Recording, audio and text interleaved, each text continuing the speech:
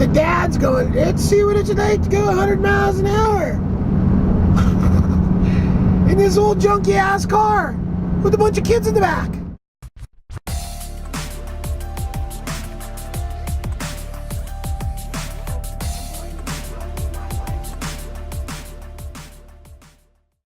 I just remembered a crazy story from my childhood. I don't know if I already told this one or not. I don't think so though. So it was a Cub Scout or Boy Scout camping trip, and it started off with a drive. Right now, this is like the 80s, and here's what I remember. I remember being in a car full of kids without seatbelts on, just up and moving around and all that, and then like the dad's going, let's see what it's like to go 100 miles an hour in this old junky ass car with a bunch of kids in the back. Fuck. I think of these things now and it's like, I'm really surprised I'm alive, because this wasn't on big old straight roads. This was like in some windy area out in the middle of nowhere. And it's all I can remember about that trip. I sat here and thought about it for a while, and I'm like, shit, the only reason I can remember anything about that, because that obviously freaked me out, that we were going 100 miles an hour in this fucking junky ass car. I was living in this house with Julie, and Stoggs and Dan came over, and we all took mushrooms, and we decided to go for a walk.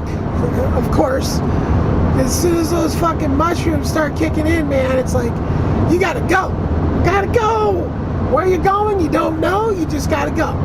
So we're going, and 3 adult males tripping balls.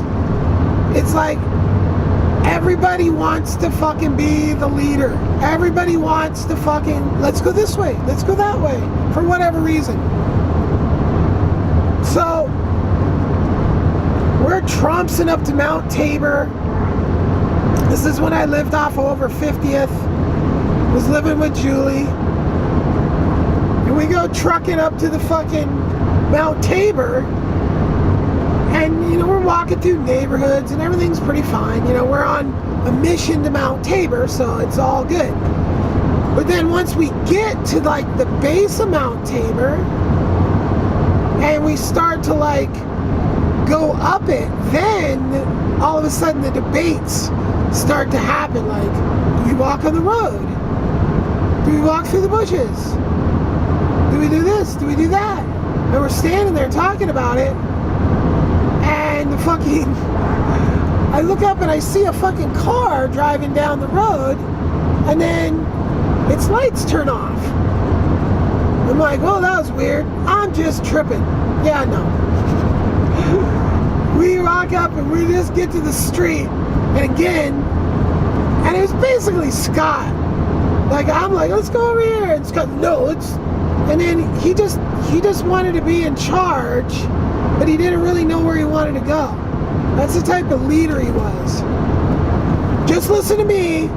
Don't worry about the fact that I haven't said anything. That's a Scott Stogstone. First, we go through some ivy bushes that have like a trail, but we're not really on the trail. Then we get to a road, and we're having a debate. Well, that car that I passed off to tripping, yeah, that was a cop. So this cop fucking pulls up on us and just like, with the whole side light, and just like, you know, your eyes are all messed up from being on mushrooms.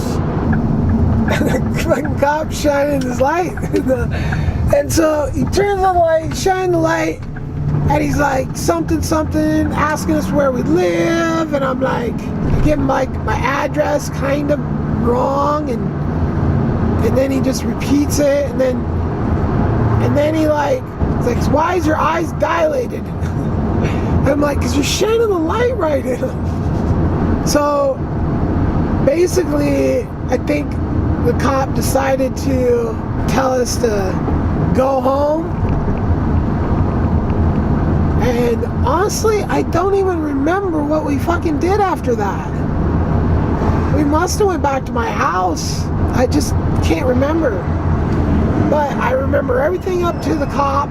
Yeah, I don't think we explored the mountain any further. Yeah, mushrooms. When I moved from my mom's house to my grandparents' house when I was about 16, I just got the job working at the carpet place for Stan. And I worked there for a while until I got fired for not showing up on a Saturday. And well, it was probably more than that. It was probably like, you didn't show up on a Saturday and you're obviously high on drugs. With my keys to my business in your pocket. So he was like, meh. Which is the story I told you about. Like, this guy literally teamed me up with like a fucking speedball junkie, which was a friend of his from high school. Like, okay, you work together with him. And then is surprised when I'm doing fucking drugs. Like, okay, what'd you fucking have me working with the junkie for then, bud? And all the people that I met this guy through were all a bunch of fucking cokesters. So I thought he was a cokehead too. Stan was a cokehead. Matter of fact, I told his daughter I thought he was a cokehead, and she said, oh, that's probably why he's never sleeping at night. Fuck. So I got fired from that job, and then I was like, oh, I'm gonna go back to school, I think, yeah. And then that didn't work out, so I got a job at a video store, and that's when Scott Stogsdale, Stoggs for short, showed up there with his landscaping job and was like, oh, look at these huge shacks.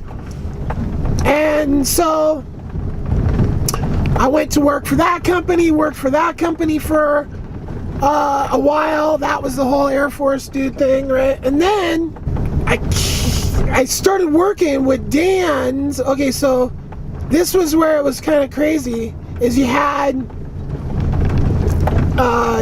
Dan and Johanna. So Johanna's mom was a real estate agent, and there was this contractor dude that everybody thought she was fucking this contractor guy, because he was like this kind of tough guy. Her husband was kind of this, like, he was just like a simple white collar guy. There we go. Right? This contractor guy hired Dan, which he was landscaping, and he ended up working for this guy remodeling houses. So this guy hired me too, and that's where I got my first experience in remodeling houses. And that started off the first day by being underneath a 100-year-old house, and with a crawl space like this, and leveling the house, re-leveling the house by jacking it up in certain places and putting new joists, I think they're called, under there. Started working for this dude, and you know, he mainly, his deal is he buys properties and then old houses and completely remodels them, fixes them up, and sells them. This is how he has the real estate agent friend, right? So when I first started, he doesn't have a project, right? He is in between projects. So we're just doing, like, people are just hiring him to do stuff, and we're just doing it. For example, we did that leveling of that house. We did some painting of some trim. Took all the trim off the whole house and took it in the garage, painted it all, put it all back up. Fixed a concrete entryway, just all across the board, just general contracting, remodeling, right? So then he bought this house that was actually like directly behind the bar that my dad, the Bull and Brew on fucking McLaughlin, that is no longer in existence because the MAX train, so the Portland Light Rail, runs right through where that bar used to be. And it's funny too, because my dad took me into that bar on more than one occasion, like trying to sell Cub Scout stuff, or I don't know the other reason why, but I went into this bar, and that was my dad's world. Like, he was just that bar fly dude, you know, like hanging out in the bar. That's where all his friends were. That's how he meets his friends and all this shit. And it's just like, yeah, so this bar was literally right. So, and I think I ended up peeking. I never went in there, like, to be a patron. But I think I poked my head in there when I was working just to check it out, you know. I think I just turned, it might not even have been 21, but I did have fake ID. We're remodeling this house, and the house came on such a big lot that there was literally a whole other lot next to it to build an entirely new house, which he did. I don't know what his deal. I think he was kind of running out of money. Like he just couldn't afford to keep paying two guys to remodel. And he showed up there one day, and we were working in the yard. There was a tree that had ivy growing out of it. And I was up in the tree pulling this ivy out. I mean, like, fucking working hard. He shows up, starts yelling at us for fucking off, and fires us both right then and there. It just was always weird because we had a million fucking things to do at that house. You know, I guess taking care of the fucking ivy, I don't know. Anyway, I just always assumed that there was more to it than the fucking ivy. So anyway, it was kind of one of those things though where we were growing weed. Dan and I had crops going, so it was like, oh, well, we don't really need the jobs anymore. We're making all this money off all this weed stuff, so. But that's where I got my first remodeling stuff. I had, like, I mean, my grandfather, you know, I've already talked about all that stuff, so I had exposure to all the kind of construction and all that, but actually getting into the guts of houses and, you know, seeing how it all goes and all this stuff. I think I was about 20, could have been 19, but it was a good experience. I was always trying to merge. I just, you know, never could quite get there. It's buying houses to grow weed in. And I was in prison with more than one guy that was doing that exact same thing. You know, using the money from buying houses, remodeling them, or using the money you grow the weed in the house. As you're you know, growing the weed in the house, you're just always looking like you're remodeling the house, which you are, but that's kind of the overall excuse for the house's condition of, you know, you go into the basement, you set up a thing, you know, and it's just like, hopefully the fact that it's being remodeled kind of justifies the higher power bills. You use the money that you make from the growing of the weed to buy your materials for your, so you're basically, it's like all in one. You're laundering the money, you're growing the weed, so you're buying the materials with the weed money, and then after the house is all fixed up and remodeled, you turn around and you sell it. And then you get that whole money, and it's all legal now, because you just sold a house to get it. And that was the holy grail of the weed business in my mind back then, before the whole Canada thing kicked off.